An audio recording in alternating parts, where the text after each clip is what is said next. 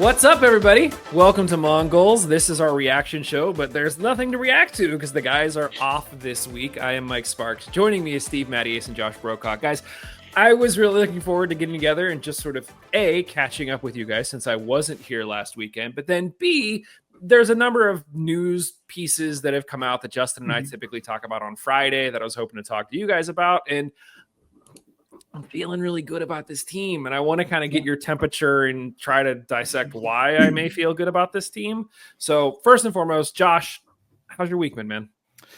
Good. Yeah. I had a very lazy Saturday and just kind of chilling around, hanging out.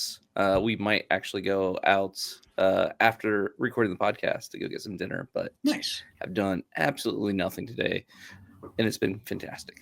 Sweet.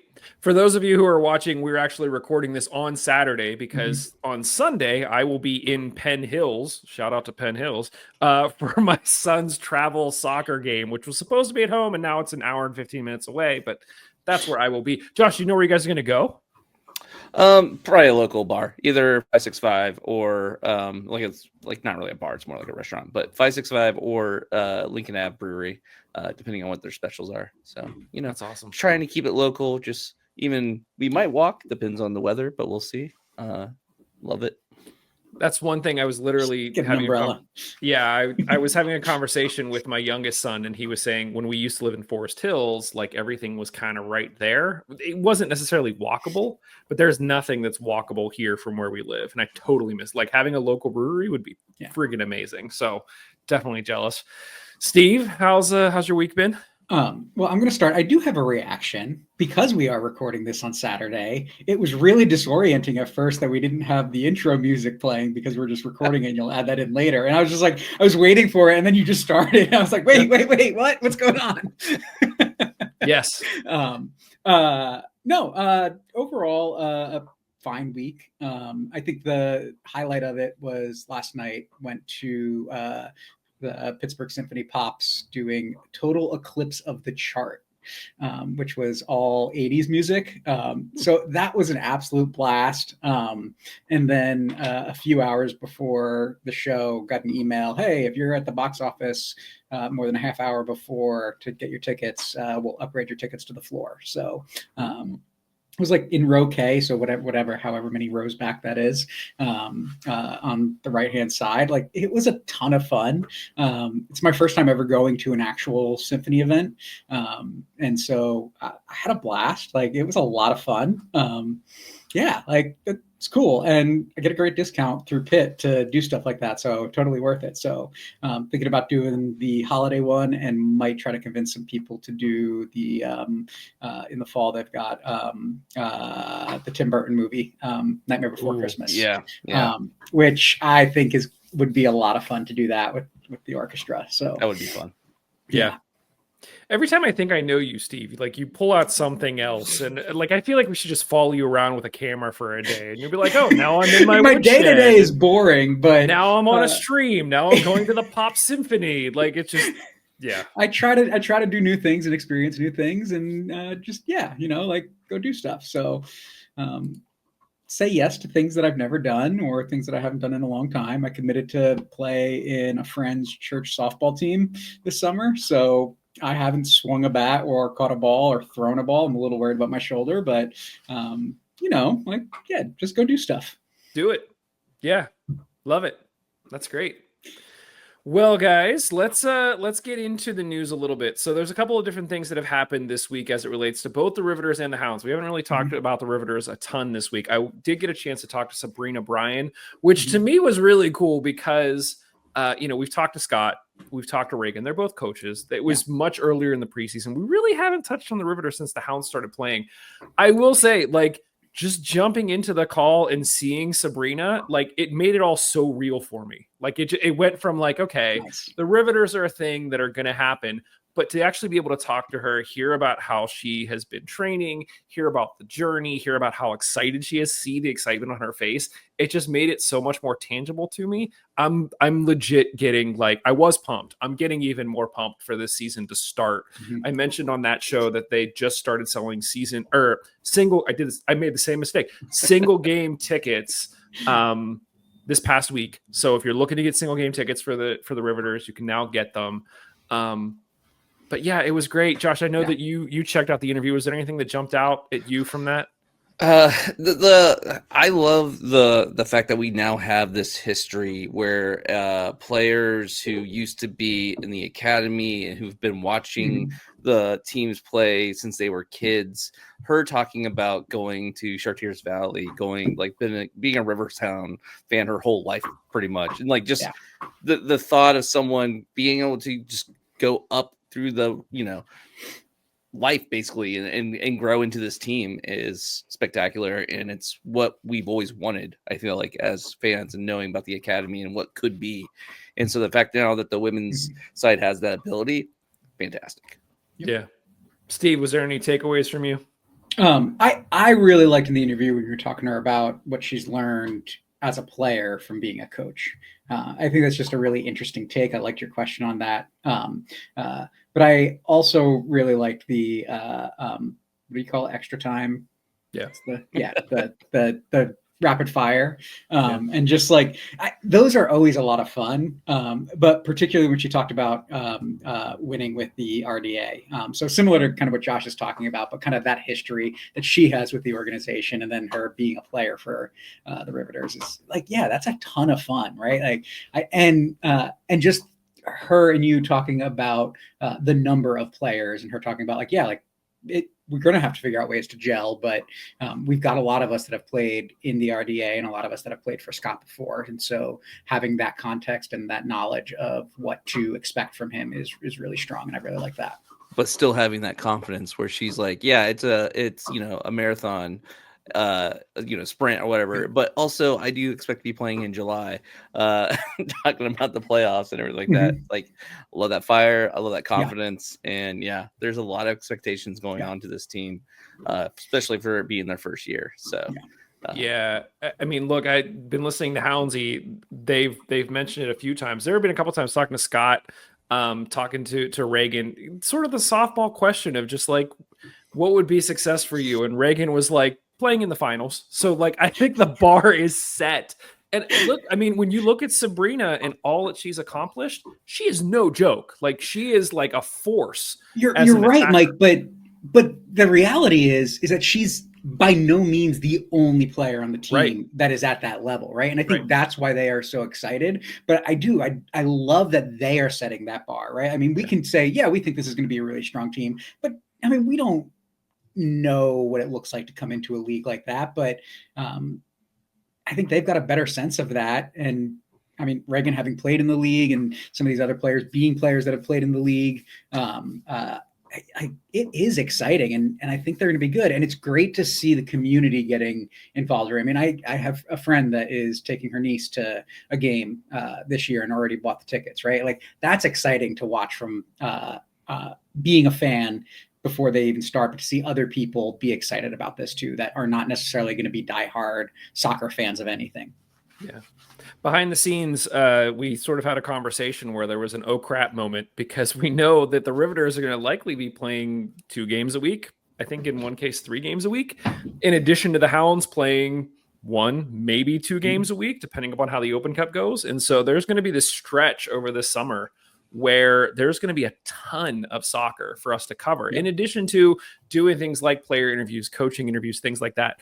So we actually put out a poll over on Substack. I think it's still open. It might have since been closed, but just to gauge, are people going to be okay with us literally producing daily content, or are you only going to want the summaries to games or things like that? So that's something we're still trying to work out a little bit, whether or not we may do a second stream that is literally just sort of like this, like the recap of a game, so that, if the Riveters play on a Tuesday or a Wednesday, you're not waiting until a Sunday for us to talk about the results, especially if there's another game that's played in between. Or if you're okay with getting something else showing up in your feed daily, whether it's a player interview or a recap or a prediction or something. So if you haven't already, head over to mongols.substacks.com. You'll find the article there. I think you can still vote. If not, we can reopen the voting so that people can weigh in. And if there is enough interest, then we will create a second stream so that people aren't inundated with content. But our goal, and I told Sabrina this, is to cover the women's team just as much as we're covering the men's team, because it's it's absolutely worthy of our time, and it needs that level of commitment and coverage, and it deserves that level of commitment and coverage. And so we're excited to do it for sure. What I appreciate, I think we've had a lot of these conversations, like you're saying, Mike, behind the scenes as a podcast team, but that, we all think that the team is, the organization is looking to make this eventually a USL Super League team, right? And so I love from our conversations, what you're just talking about there, that we're already taking it seriously at that level, that we're going to cover them at the same level and not treat them like a semi-pro. We're not doing a semi-pro podcast for them. We're doing the same level that we're doing for the Hounds. And that's a lot of fun. And I'm really, really happy about it. Yeah. One of the things, and again, I keep saying inside baseball. We need a new phrase for that. Also, I realize that I say I'm curious a lot. And so if there's other phrases that I say a lot on these shows. I can't believe you brought that up. Yeah, please point it out. But I jokingly said Mike. It should become a drinking game every time I say I'm curious. I am. But anyway. Glad I have a drink. Yeah. Now I kind of lost my train of thought. Wait, Josh. What we never figured out behind the scenes of if this is a drinking game, Mike's the one saying it. Does he also have to drink? I hope not, because then he's probably going to say it more. Because anyway, I will be more conscious of it for sure. No, I think. Oh, okay. So behind the scenes, there's tons of other players that we want to talk to as well. But the limiting factor at this point is that as long as the women are in college, their media rights are controlled by the universities. So if we wanted to talk to anyone, we'd have to reach out to the universities and have to get it cleared through the universities. Whereas in Sabrina's case, no longer in college. And so the Hounds can just say, sure, or the Riveters in this case can say, sure, you can talk to her. So we're going to try to ramp up the conversations that we're having with Riveters as we get closer to the season. The first game is just a little over a month away on May 16th against Cleveland.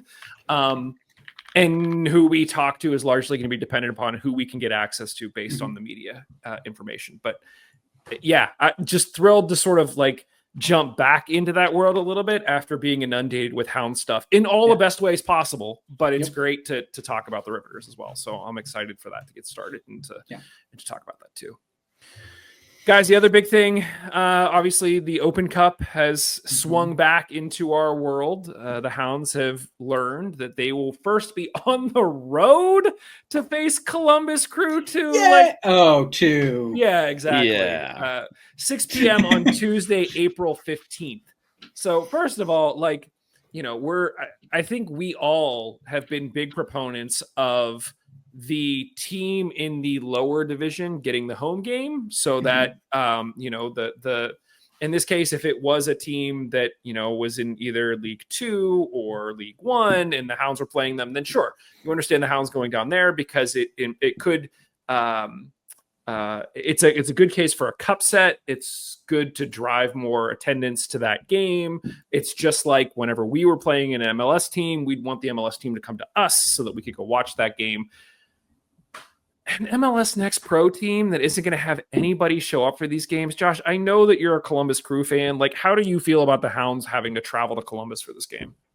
I'm not a fan of this. I think this was already predetermined with the way the draws work, everything like that. This year's, I don't know.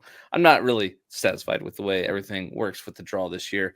But basically, I think the MLS team had, first dibs on choosing or something like that. I might be wrong on that, but I'm pretty sure that's how it went. But it sucks. And it's also at lower.com, their big stadium. It's not a historical Crew stadium, so it's not like, I don't know, there's not even that little bit of charms to it, which don't get me wrong, lower.com stadium is actually pretty nice. I like it. I hate saying lower.com. I don't know why I'm saying it. But it is a cool stadium, but that's a giant stadium to be playing this game in. So it's going to look bad on it's gonna camera. Be like cavernous. Oh yeah. And we do have some people who want to go, but it's on a freaking Tuesday. Yeah. At 6 p.m. So it's not even like people would have to take either half days or take the whole day off and then the next day. So we're probably not going to have a huge amount of people to be able to travel to this game just because of the fact that it's in the middle of the week. The only saving grace about all this is we get a chance to beat Crew again, even though it's Crew 2. And it's a Crew 2 team that's not doing hot. I looked up their actual stats this year, like how they're doing. They've only had 3 games so far, but they've lost all 3. So that helps. Granted, they were away all 3 games, so haven't really seen them at home yet. But one of them was New York, so it wasn't that far away. So yeah. Yeah, I mean, we did play them in the preseason. It was that sort of snowmageddon where we were more or less judging the guys on whether or not they had long sleeves on or not the play on the field, because it was such a mess. But we ended up winning that game 1-0 after a goal from Garcia, who at the time was a player yet to be named. Now we know that it was Garcia. In the first round, or in the last round, I should say, they did end up playing Lexington on April 1st, and they beat Lexington 3-0. So Lexington is another team who, we faced in the preseason, and, it was a decent battle, but I don't know. I just get the feeling we're going to talk about this game probably next weekend, because the game is the following Tuesday. We'll talk about it in more detail, but this isn't a team that necessarily worries me. Steve, I mean, are you worried about this game at all? Not like when I look at it on paper, but Josh just said it, right? Like, we get to beat the Crew again, despite it being Crew 2. But it is like the mental aspect of, like, if we don't win this game, that just like it feels really bad. I think Josh did a really good job of talking about like the going there versus it being a high mark and whatnot. I think what I'm most excited about, though, is the opportunity to see some of the guys that we haven't seen as much of play for a little bit longer, and get some of that time, because this is an important aspect of what you get to see, right? Like with the Open Cup in the early stages.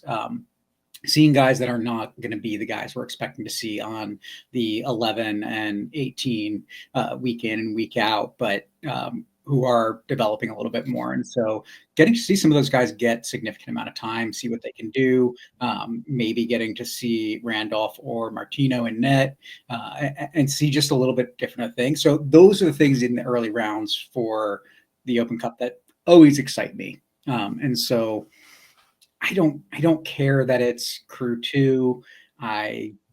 It's just, that takes a lot out of it. It's when we're playing the League 1 teams, the League 2 teams, is Nisa even around anymore? I don't even remember what happened with them, but right, like, but when we would play the Bobcats, right, like that was always fun to see us play some of those teams that are not at the Division 2, Division 1 level. But when it's a developmental league team. Well, I mean, that's the other part of this, though. So, like, even though I'm sad that we'll have to be, playing away, it is Crew 2, so it's not like Crew 1. So Right. I don't even know if it would have been home, if it would have had a huge draw to begin with. I don't think the public would be showing up for a 2 team as much as they would be for the Crew. And a lot of people are like, well, we kind of played Crew 2 during that Columbus game that everyone loves so much. But it's like, kind of, but there were some starters on the bench, and like they brought in starters, or at least main people, so it wasn't like it was Crew 2 completely. And it was it meant more. So the fact that we are going away, they're below us in this, like, in the pyramid. So if I go by the way that I always say I want these things to go, which is that the home team should be the lower league team, this is that basically. So I want to disagree with, like, yes, that's the truth, but when it's a MLS's development team, like, that rule goes out the window for me. I mean, fair, but at the same time, Crew 2 at least does have its own identity that, like, maybe it's just because I'm plugged in more with the Crew. I see the capybara stuff, like that's like their unofficial mascot that kind of the fans gave them. So it has a following within Columbus for its own identity, and like has its own feel. And I actually think the fact that they were originally playing their games at the historic stadium, the old stadium, also was kind of like a fun little, like, this makes it feel different. It's like almost like going back to the Crew Stadium and feeling like the good old days, that kind of stuff. Yeah. So there was something there at least for their identity. But overall, you're right. It is basically an MLS2 team that probably doesn't have a huge following. So it sucks having to play at their home when it's not going to be appreciated by the fans as much. Although, at least they don't have to travel to Cleveland to watch the team play like Columbus has to do right now with MLS Miami. Yeah. It's look, I mean, this conversation could probably go on all day, but the whole thing with MLS2 or MLS Next Pro, whatever you want to call it, the cup, really any of these games, when you think about it, they are a spectacle for the fans. Yes, the product on the field matters and you want the team to win and all of that, but the fans are really what matter most. You're doing this for the fans. If the fans don't show up, then the team doesn't exist and it doesn't matter. And so all of these Pro 2 teams aren't nearly going to have the fans. They're not going to bring the spectacle. And so therefore it almost feels like if you're an MLS Next Pro team, then like, I don't want to be harsh and be like, should you even have the right to host? But it's just like MLS is bucking the trend by just saying we're not going to participate anyway and throw in their 2 teams. So if that's the case, then there's no reason why you couldn't say, okay, well, which team is actually going to draw fans? And then you do it for the fans. But I know that's a really slippery slope. I mean, you started where I was not sure I wanted to go in this episode or not, but like the MLS teams are saying they're not taking it seriously, and the league is saying they're not taking this seriously. And so I think we've talked about that in the past. We talked about that last year and whatnot. So I'm not going to get super into that. But I will say that I think that because they're not taking it seriously, this is that opportunity. And this is why I think USL is pushing for Division 1 and Pro Rel to say, hey, like, dissatisfied with what you're seeing from the top league in the nation, well, we're going to offer something different. And so that for me is, I think, the one silver lining of these types of games, that it gives people the opportunity to say, yeah, why is this not the Crew? Why is this Crew 2? Well, now you know, because MLS is not taking it seriously and USL is pushing to offer something different. I think Mike just said that Loudoun United and Miami FC aren't real teams because they have low attendance. That's what I heard. Nah, okay. I'm not saying you're wrong. I'm just saying I think Loudon's bucking that trend, but go ahead. Okay, fair enough. I was going off of 2024 attendance. As someone who has followed DC for a very long time, and I am a Hounds fan because I was a DC fan, Loudoun is, I think, the one team that is very different than most of the other teams, because they wanted to stay in the USL. All right. Miami, fine. On the other hand, is just a vanity product that is not a real team. It's just a facade for who knows what. It's to trick everyone into thinking that Messi's going to be playing, even though it's the wrong Miami team. Yes. Yes, old black and pink and orange and blue are very similar looking. Hey, it's not a very good con, but it gets some people, I bet. I bet some people show up being like, this is the Miami soccer team, right? Yeah, it's going to be even better when they move out of Miami, isn't it? Maybe. Okay, so maybe I shouldn't phrase it as like the fans, but more or less like if you have 2 teams and you're not willing to put your best team out there, then you shouldn't get to host at home. Yeah. Like that's your goal should be to win, not to develop. And if your goal is to develop instead of winning, you're not a pro team, you're a developmental team. At least in a tournament like this. Yes. Yep. Now, the one question I have for you guys, and this is something that I feel like we always kind of dance around every single year. When Rob Vincent was on earlier in the off season, before the season started, I put the question to him of, with these games midweek, in the past, you kind of get the sense, and Steve, you kind of touched on this, where you're playing guys who probably aren't your starters. And so I think from a fan perspective, you start to question, are we taking this as seriously as we could? And Rob kind of alluded to the fact that, like, yes, we want to go in and we want to win every single game, but the odds of us, if we're going to win a cup that isn't like the League Cup or the USL Cup, that it's much more likely for us to win something like the Jägermeister Cup, because you're not going up against MLS teams with massive payrolls. Then yes, we're going to take this seriously. At what point do you guys think that the Hounds should start taking this seriously? It's very easy for us to say, oh, we're playing Crew 2, we should take this seriously, we should move forward. But we're also playing this game in between playing the Battery and playing Loudoun, which are 2 teams that we know are going to be in playoff contention come the end of the season. And so we don't want to beat the Crew at the risk of losing both of those games. So at what point do you start saying, I'm willing to sacrifice points in the league in order to win in the cup because I think I can go forward? And maybe it's never, But it was very apparent when the Crew came to Highmark a few years ago that like we wouldn't have traded that win for anything. Like that meant we could have missed the playoffs that year and it still would have been a successful year. So I guess, Josh, at what point do you think that we need to be putting all of our focus on the Cup? So there's two different answers here. Personally, what I think is the recognition, the publicity, the accolades, and all that kind of stuff that you get from going farther in the Cup is more important than a couple points in the league, especially in a league that you have so many teams make the playoffs. It's not even like it's like the top, third of the league. It's pretty much half the league makes the playoffs. So like when it's in that situation, then making the playoffs is the goal, unless you think you can be number one, which I'm not saying we can't be number one. If we honestly think we are good enough to be the best team in the league, then we should be going for that. But realistically, a lot of people are going to say getting farther in the Cup than being like, 6th or 7th in the league. Which one's more important? Being farther in the Cup, getting that recognition, getting that home game against a higher league team, getting the name of the Riverhounds out there. That game was so big for the city and got them recognized by a lot of people that don't go to the games, which is the goal. So like on that side of things, I personally think the Cup game should be front in mind, especially this early in the season. Dropping points sucks, yes, but it's not the end of the world. With that said, I don't think Bob thinks about any of this crap.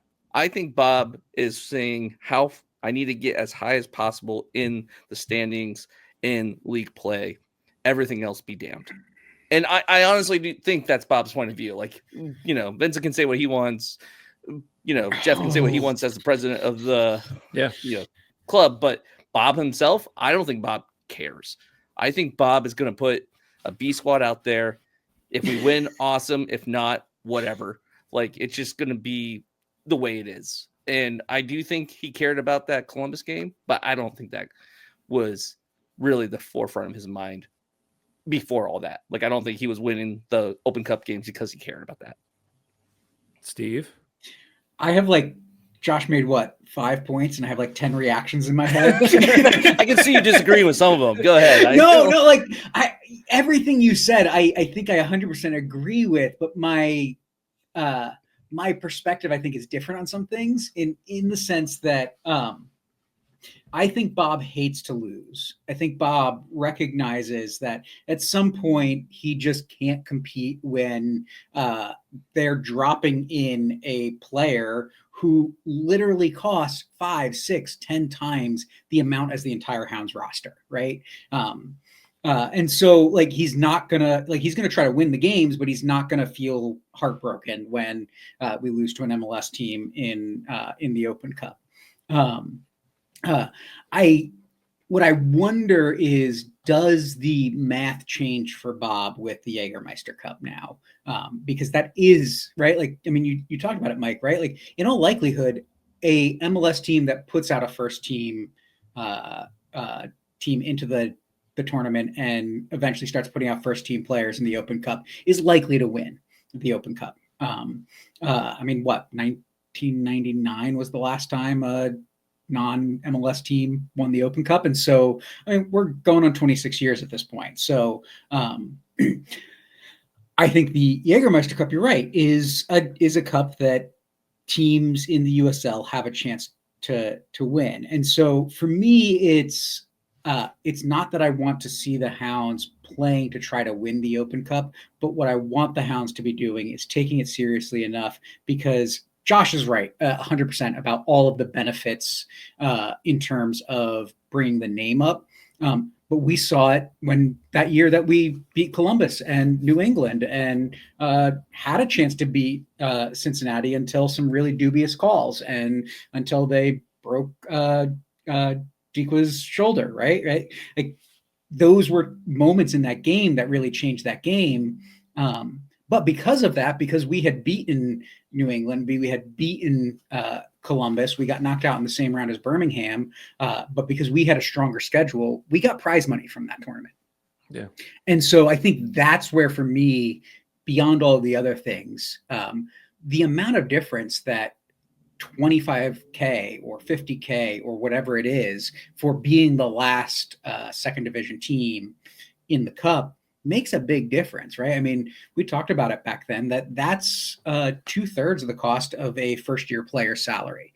And so I think there is an element with which I want to see the team doing things that benefit the team long-term, and that's one of those things. But if I'm picking Open Cup at this point versus Jägermeister Cup versus League, Open Cup is at the bottom because I know we're not going to win it. And it doesn't have the same weight to me as it used to because the MLS is not taking it as seriously. Let me ask you guys this. One of the things that we've talked about on previous episodes, and it kind of it kind of goes with sort of what we talk about with the Riveters. The Riveters are kind of the equivalent of like a USL2. And we've said that it would be great to have a USL2 team on the men's side to sort of follow that path, Josh, like you said. See these guys go through the RDA, give them somewhere to play while they're in college or shortly after college, and that's the stepping stone to then go pro. Would you guys ever see a world in which if the Hounds had a USL2 team, we would want the USL2 team competing in the Open Cup instead of our first team? I don't think so. I mean, here's the thing. I disagree with the thought that the Jägermeister Cup is more important to us, should be more important than the Open Cup as far as what we take seriously. I think the Jägermeister Cup is the bottom of my list just because it doesn't feel, to me, it's just they made a cup to make a cup and like, sure, whatever. Got a sponsor for it and that was it. Yeah. Yeah. Like, cool. But the ability to win silverware. Well, sure. Yeah. But I just feel like they just took away some of the games from the regular season and put it into this cup. And like, that's what it is. It's like, okay, cool. Now these games, instead of being part of the table, making, part of the regular season, they're now off on this other thing. Cool. Yeah. Whatever. But I do think the recognition that you get for going farther and the money you get for going farther in the Open Cup is more important. So with all that said, I'm basically going back to the original question is I think I want to see our best team compete in that tournament because I do expect, like, even though not all MLS teams are in it, there's still a good amount of MLS teams in it, and they're still expected to win the whole thing. So having our best team being put into that competition makes sense to me because that's the best chance you have to get farther into that cup and get that prize money.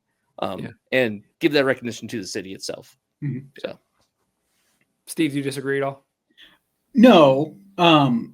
My thought about that is the only time I start to waffle a little bit, and I don't think I fall on the other side of it, but in a few years, if we are a Division I team and we are winning the league or winning the tournament or whatever that eventuality is, and we're playing in CONCACAF Champions League, Man, and we have like that's the lengths I have to get to where like I even start to consider should we putting a USL2 team into the Open Cup, right? Like that's the level of where it is, and so like I say that to say like it's absurd to even get to that point right now to to that point of thinking, and so I want the Open Cup to be taken seriously. It's the longest running national soccer tournament of like in the world. And so like it ticks me off that MLS doesn't take it seriously, right? Like that's where I'm coming down with it. And so I want the USL to take it seriously. I want the Hounds to take it seriously. I want the Hounds to take everything seriously. And I want to go out and right. Like that's what's so disappointing about this, that we're not playing Columbus Crew. I think it'll be Crew 2. Yeah, I think it'll be very interesting to sort of see how this all shakes out over the next few years. I think that the announcement of Pro Rel seems to be kind of sweeping the country a little bit, and whether or not this puts MLS on their heels a little bit. And if we don't see them start to entertain having their first teams play in this, especially if the USL comes in with their first division and they're playing in it, well, now MLS feels like at a certain level they have to compete. I think Houndsy has had this conversation and I think they're spot on. I'm not certain that there's ever really going to be a USL versus MLS first division before MLS just tries to buy the USL, we'll see what happens. But just the optics of it, of them thinking that they're better, might ultimately change as the USL continues to sort of grow and develop over the next few years.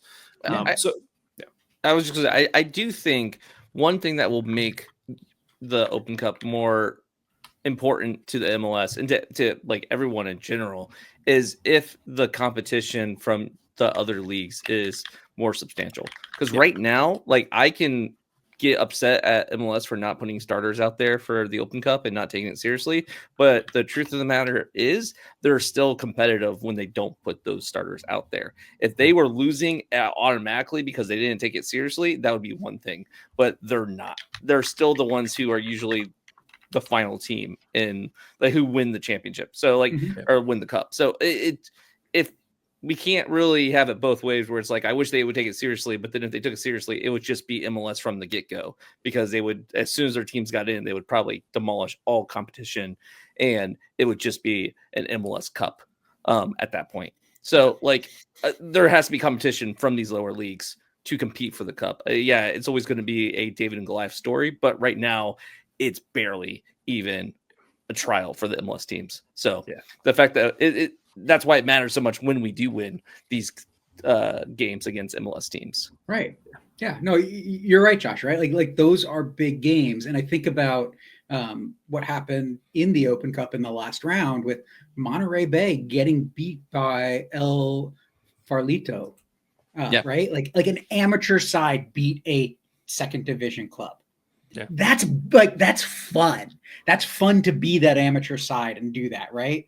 To go out there and win. And in the round before, the Kickers lost to a lower, I think a semi-pro team, right? That I think then got beat by someone else. I don't remember who. But like those are the things that make the cup a lot of fun. And so being able to do that and then seeing the Hounds beat New England and beat Columbus and feel like we got cheated out of a better result in Cincinnati, right? Like that, those are some of the best moments of being a Hounds fan, of being in Cincinnati and the team coming over afterwards, knowing that that game could have ended a little bit differently, and Luke Biasi coming over and me just like giving him a hug and being like, yo, professional foul, and him just like him getting like he's crying, but he also was like, yeah, right. Like that's an enduring memory for me as a Hounds fan. Yeah. One last thought on the Open Cup. I don't know if you guys saw this, but I'm excited that Portland Hearts of Pine are in our Jägermeister group because they went down to 10 men and then scored in like the 110th minute against who they were playing and then beat them Hartford, in right? shootouts. It was Hartford, yes. And Hartford. So like, Portland Hearts of Pine, man, they are building a reputation for themselves right off the bat. Their marketing has been amazing. I cannot wait to go to the Jägermeister Cup game there. Like, it's gonna be great. That my whole summer revolves around that, and I'm thrilled. Yeah. So guys, turning the page in the Open Cup, I'm sure we will talk about the Crew 2 did we talk about watching it? Oh, the games are going to be on Paramount Plus. And so I don't know if you guys have thoughts on Paramount Plus. I know that I already subscribed to Paramount Plus because of Champions League. Like if I want to watch any Champions League stuff, I have to.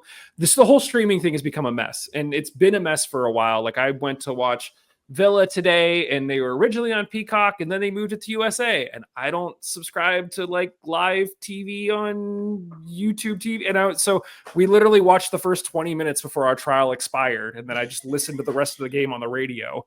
But like all the streaming services are a mess. Do you guys, Josh, do you have Paramount Plus? Can you watch? I have access to Paramount Plus. So yes, just like I had access to that game this morning that you're talking about. But like, Josh, you're going to be home Tuesday night. Got it. Okay. Yeah. Got it. Yeah. So my thing though is like, it does suck. I don't think there's anything that's going to make it better because I already know that like big corporations have tried to make it work. Like if Disney and like ESPN, they couldn't like figure out a way to do like a bundle package thing with all the leagues. Like they tried, they were so close and then it fell apart. If they can't do it, I don't see it getting better anytime soon. But what I will say is this is a reason to support, go to your local soccer pub Yep. because like I know that I can go to a soccer pub and probably watch any game I could ever wish to. It sucks I have to go somewhere to watch it, and that isn't the cheapest option as well, but it's cheaper than subscribing to 20 streaming services just to watch a single team go through a whole bunch of different competitions. I don't know if it is cheaper. Well, that's a good point. But I'm supporting a local business if I do. Yeah, at least it's one local, so that's good. And I'm getting food and beer. Yeah. So no, I agree with Josh. Like it's just like it's one of those things where it's tough to see it on that. It's right. Like either I'm gonna find a place to watch it, or I'll dig an old archived credit card out and sign up for a new trial for this game, or I'll check with my dad if he's got access to it on any of his like internet or cell phone plans or something like that, right? Like it's that level of thing. I'll be trying to find a way to watch this because despite it being Crew 2, I want to watch the Hounds games. Yeah, it almost makes me. I mean, look, I get that it's Paramount Plus. I get that the production value is probably a little bit better. It does almost make me yearn for the days of when the USL was on YouTube, because like YouTube is accessible to everybody. If you want to pay more to not have ads, great, you can do that. If you want to sit through the ads, great, you could do that too, and you still get to watch the game for free. So we'll see if and when anything ever changes. But like I think there was some report that the Premier League was going to try to start streaming all of their games themselves. Like, I don't know how that's going to work, since so much of their money comes from broadcast stuff. They're going to collect the money themselves. Exactly. So like, how is that going to work? But these shifting plates are still moving beneath our feet. But for now, at least the Open Cup will be on Paramount Plus. So if you don't have a subscription, as Josh said, get down to your local pub. Otherwise, that's going to be the way to watch the game when the Hounds travel to Crew 2 here next week. Guys, I want to talk about the Hounds themselves just a little bit. I thought it was funny. I don't disagree with what you guys said at all. But on the recap show, when it came time to pick the top 3 players, you guys ended up going, Mertz, Walty, Griffin, and then Beto was the one who was named to the USL Team of the Week with Mertz on the bench. I think that my takeaway from that, and this is something that I've been feeling, and I just want to have the conversation. So I want to interject there, right? Okay. Go ahead, Steve. And then our purpose is different than the USL's purpose. Is it? Right? Well, okay, yes, it is. Yeah, it is. Right? Like we are legitimately, as a fan podcast, trying to make the evaluation of who was the best Hounds player on the night. And I think the USL's goal is not to build a team of the week of who was the best at a given position. It's how can we highlight players that were excellent in a game throughout the season. And so they're looking for those things that are maybe not, right? Like, and also I think that, maybe there's a different benchmark, right? Like Beto may have been the best player at center back in the league that night, but he wasn't the best Hound on the field. And Robbie might not have been the best attacking midfielder in the league that night, but he was the best Hound, right? Like those are both things that I think can happen. I think that's fair. And I do think that the motivation for the league is not even to pick the best players. It's to pick the players across the most teams so that every team feels seen. And that's kind of what it is. Josh, you're a little bit more politics. Yeah. I mean, another aspect of this, I as a fan podcast, I do think there is not even a hint. Like, sorry, we're not professionals. We're not coaches. Some of us have never even played soccer before. That's me.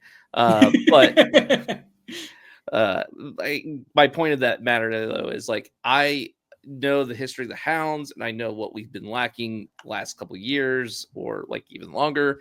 And so I do find myself biasing towards attack and like towards like, hey, if they're making a difference in the last third, I'm going to be probably voting for them for player of the match, at least in this format, because that is what we really, really desperately need. Look, I mean, I love that, Josh. And yet we've got a defensive midfielder at the top of the board. Yeah, but he's still doing a lot of offense. Like he's going like he is pushing forward and he is pushing the team forward a lot more than I think. Like it would, I don't know. Like it would be hard for me to make unless we're constantly putting a defender as like the number one person who is just defending, not pushing forward. When we had the conversation with Luke Biasi, he kind of made the point of like, it's really hard for a defender to stand out in a system like this because you kind of take it for granted when we get a shutout or we get a 1-0 win. Justin has said it before that, the best holding midfielders are the ones that you don't even notice because they just kind of do their job and that's it. So the guys who are a bit more flashy are likely always going to get the votes and always because they're the ones that stand out. They're the ones that you remember moments. You remember Robbie doing the Highmark hop. Like you remember it's part of the experience. So I get that. Yeah. I do want to say something, right? Like Josh and you are making a really good point that I think is relevant that, are we even making the mistake at times of not valuing what Eric is doing, what Sean is doing, what Beto is doing, right? Because we are seeing like they're not able to do some of those things, or we're not seeing what those things are because Jackson is doing things that precede those things and we're latching onto that, right? Like he's at the top, but is that just part of the system that like we're putting all these points on Jackson that is a team defensive effort that is excellent? I think maybe we are, maybe we're not. I don't know, right? Look, I mean, how many times have we talked to Eric and we've been like, you did great. And he's like, I only did great because the guys in front of me didn't let shots through. Right. Or, talking to Kenny and he was saying that one of the biggest influences in his game was Dos Santos because as a forward, Dos Santos was like, no, I have to defend. Like, I've got to play the whole game. So, like, yes, and anytime you talk to the players, they will just continually reiterate that it is a team game, that they attack as a team, they defend as a team, and to sort of pick out any individual piece. Sure, they may have shined on that day, but really they couldn't have shined unless somebody else was doing something else for them. And that sort of gets to my point. I know that it's only 4 weeks in. I know that we are prone to swing wildly in sort of how some of us more than others. Some of us more than others. Fingers pointing me and Mike directly at me. But no, I'm owning that myself too. Well, yeah. There's something about this team this year that feels a little bit different. And it feels like every year for the past few years, it feels like Lily has been adding a player that then sticks around and is able to contribute in ways that you feel collectively kind of, the rising tide that lifts all ships that everyone wants to talk about. And so a few years back, we brought in Robbie Mertz and it was like, wow, this kid is great. He's a local kid and he continues to develop. Then you bring in a Danny Griffin. Last year, you bring in a Walty and a Sample who showed brightly in that first year, but I don't think any of us were expecting Walty to be what he is now. Now, I said all last season that Sample was the better player, and I can't defend that anymore. Jackson has been lights out in these first 4 games. Yeah, and then we also brought in Suber last year, who was showing brightly. I'm leaving player, Etsu, Biasi. We're bringing in all these players that are starting to stick around. Now you add a Beto. You add a Charles All who has been hurt. We're seeing the collective level just kind of continue to rise to the point that we're sitting here having these conversations going, how does Bradley Sample get on the field? Like a player like Brad, how does he get on the field? And so I think when we're having those types of conversations, again, it's 4 games in. Like, it's a long season. We're going to get mid-season and go, where are all of our subs? Nobody can make an impact on the bench. It always happens. But this collection of players and what we're seeing from them feels different. Steve, do you disagree? No, but isn't that the conversations we want to be having? Yes. Right? Like that's what I want to see from this team is, where the heck is Brad Sample? I want him on the bench. I don't want him winning playing time, right? Like, I want him being his best and still being on the bench. Yeah. Sorry, Brad. Like that's not or I want players of that level, right? Like, not to single Brad out, right? Like, but I want the competition to be that good that we see players that we think are top tier in this league and can do the job, not getting the playing time. right? I want them fighting for that, or for Bob to have those decisions week in and week out of what is my midfield? I'm not sure this week. And it changing based on the opponent. It changing based on who's on form, not because he's got a few guys that he's definitely writing in, but I want Brad to be starting and Robbie to not start at some point because Brad is the better player in the moment and Robbie is playing at the top of his game, right? Like, give me that version of the Hounds. And that is exciting, right?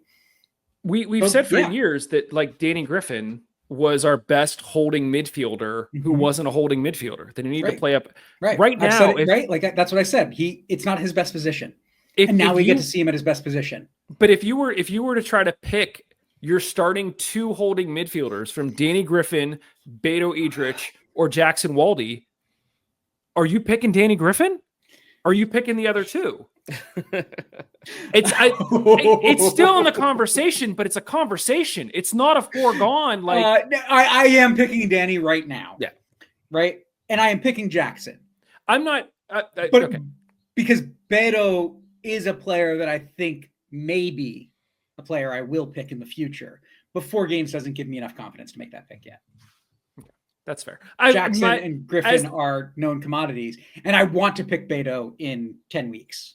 Yeah, as I was saying that in my head, I wasn't thinking Griffin would be relegated to the bench. It's like Griffin then plays in more of attacking position, but you have enough depth in some of these positions that it's like you start questioning the Danny and the Robbies and the It'll be great to see if we can get to that. I think what you're hitting on there, though, Mike, as well, is Beto is also one of our stronger center backs so far in these first 4 games, right?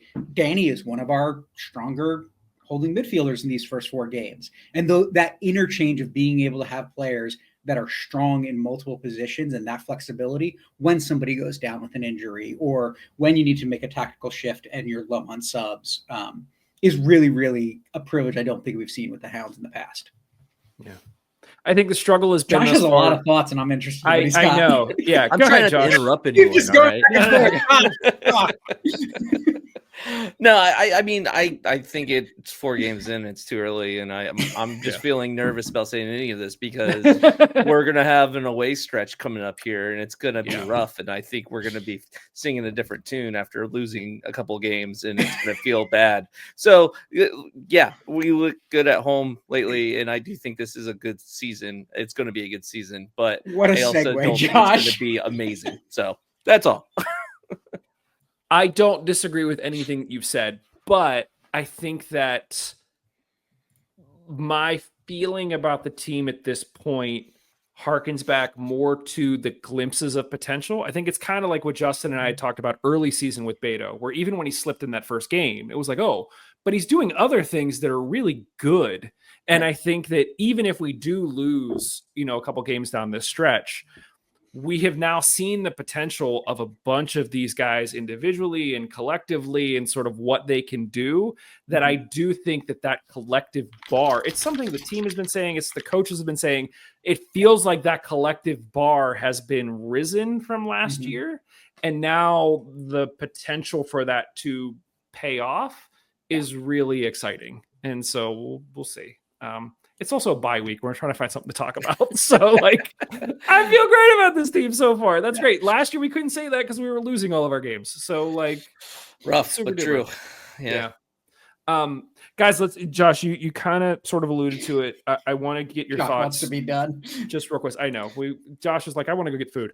The guys are they were off this past week. We're going to try to talk to Walty this week. So if you have a question, send them over to us, mongols3@gmail.com. Real quick. No game. Well, no, we have a game coming up next weekend where we are traveling to Charleston. Then we are away at Crew 2. Then we are away at Loudon. We're going to be away for the entire month of April, essentially, while we put new turf down. We can talk about the new turf on another show. It doesn't matter. My question to you, Josh, because you sort of mentioned it, is it's a very tough stretch. Those first 2 games for sure. Out of those 3 games, what constitutes a good, air quotes, good result to you? Like, is it a win in the Open Cup and 1 point? Is it a win in Open Cup and 3 points? Are you expecting us to win all 3 games? Like, what's a good week look like? I mean, obviously a great week would be 9 points, but I guess it's not really 9 points because a win in 6. 6 points in advancement. Yeah, exactly. Yeah. It would be winning all 3, but I would be satisfied with a draw in Charleston and then the other 2 be wins. I think winning against Loudoun is very possible, and I think winning against Crew is very possible. So it's like, it's not just about the fact that they're all away. That's going to be hard. It's going to be a midweek game, all that kind of stuff. But it is the level of the opponents we're playing, and I think Crew 2 should not be a game that strains all of our players. So, like, even though it is a midweek game, it's not like a regular midweek game that would cause us a lot of hard strain on the rest of our players. So you're saying a good result in your mind is 4 points and an advancement over those games. Okay. Steve, what do you think? I looked at the agenda. I was not prepared to talk about it in this way because I have been so focused on May 3rd and the conversation we'll have on May 4th in terms of, was that a good run or not?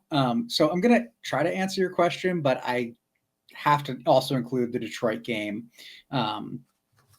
in that for me, right? Like, in the sense that by the time we have our next home game, for me, a good result is that we are having the same conversation about what do you do, Bob, when you've got Louisville and Colorado Springs and you've got an Open Cup in between. And I'm hoping that we have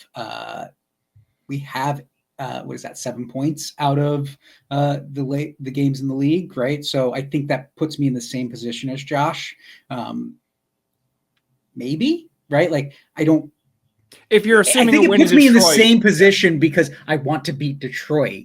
But if we have 7 points, I'm happy. Yeah. Even if we don't beat Detroit, right? Like, then I'm like, I'm not as happy as I am if we beat Detroit and don't beat Charleston. But 7 points is 7 points. So, so give me 4 points from these games and an advancement, sure. Yeah. I agree with you, Josh. Your point of 6 points and an advancement. Yeah, that's perfect. Like, I think then I'm even higher on this team, and I think it's possible. I think it's legitimately possible, but I also think that taking care of business at home, we've said win at home, draw on the road. These are games that I think, as long as we're not like dropping points, I'm gonna feel okay about it. Obviously, we were on the road and got mixed results. The draw at North Carolina, the loss to San Antonio. Am I getting those right? I think so. But I think if we come away with 2 points and an advancement, it's going to be hard for me to go, well, that was rough. Like, obviously the method by which we get those points too, like if we're up 3-0 and then we let a team come back and it's a 3-3 draw, then I'm gonna be like, well, crap, that was no good. But I don't necessarily see that happening for this team. We'll see. The two wins at home definitely have us feeling good after, the crap that we saw at San Antonio. So how shortly our memories sort of fade us. But yeah, that's I think I'd be okay with 2 points in an advancement. But that's what we think. Let us know what you think, Steve. Yeah. Like, I just want to point out, like, the Charleston game, right? Like, that is a game that is winnable. It's a game that's a tie. It's a game that we could lose, and I just have no idea because it's so early in the season at this point. We're virtually at the same level so far this season, and so I think that is a game that I don't have enough data to say how I feel about. And I think it's a defining game in that sense, that gives me a clue of how are we doing against another team that we expect to be towards the top of the table, to be competitive this early in the season, but is also indistinguishable from us for all intents and purposes at this point. Yeah. I'm sure that Justin and I will do our prediction show on Friday. We record on Friday. We air it on Saturday morning before the games. So we will have more details about the Battery as we head through the week. As I mentioned, we also plan on hopefully talking to Jackson Walty. Jackson Walty is like our great white whale, where like we ask for him like every week and they're always like, how about Augie? And I'm like, yes, I would love to talk to Augie. Let's talk to Augie or, whoever. So hopefully maybe this week we'll talk to Walty. It's gonna be very hard for me not to ask him about his t-shirt collection or his hair care routine, but I'll try. I was just thinking about the hair. Like okay, he is losing the battle of shirts so far this season. But is he starting to win the lettuce battle? He might be. Yeah, he might be. So we might have to have that conversation. If you have questions for Jackson Walty, you can leave them as comments below this, wherever it is that you're getting this, or you can also email us at mongols3@gmail.com. I also mentioned that daily versus summary type show poll. Head over to Substack, mongols.substack.com. You can take part in that poll. If the poll is closed, leave a comment. Just let us know which one you prefer. Or again, you can leave a comment wherever it is that you're getting this, YouTube or your podcast player of choice. Or on social media. We're all over the socials. Guys, is there anything else that you want to add? I know, Josh, you want to go get some food. So anything else going on? I got nothing else. Awesome. Thank you, everybody. We appreciate you listening and subscribing and all the support. Like I said, let us know what you think. We will be back this week with a full slate of shows as we head into Charleston on the weekend. Thanks, everybody. We'll be back with more Hounds and Riveters content very, very soon. Later. See ya.